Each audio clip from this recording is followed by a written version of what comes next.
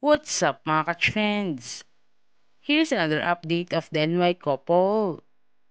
Last day, on a Dex activity, Nadek Bimia was on taping, practicing his new role on his new project movie this year.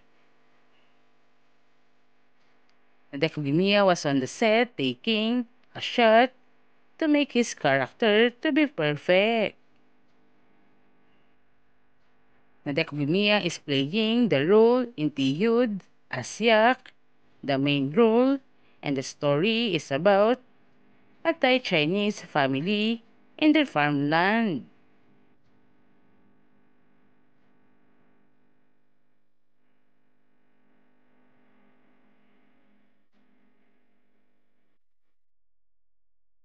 They were haunted by airy mystery as the sound of the Tiyud, and it is the best horror movies out right now, and basically the Thai version of all the Evil Dead and When Evil Lurks.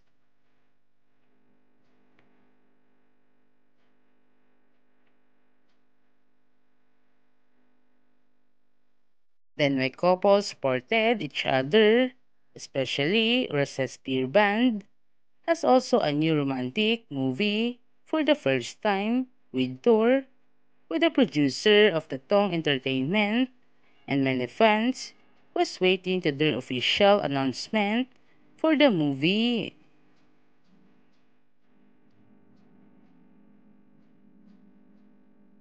Knowing that the NY couple has a different project today, and this is their last time this year to have a project individual as a single, as girlfriend and boyfriend, and by the next year, the NY couple is getting married and getting ready for their marriage life.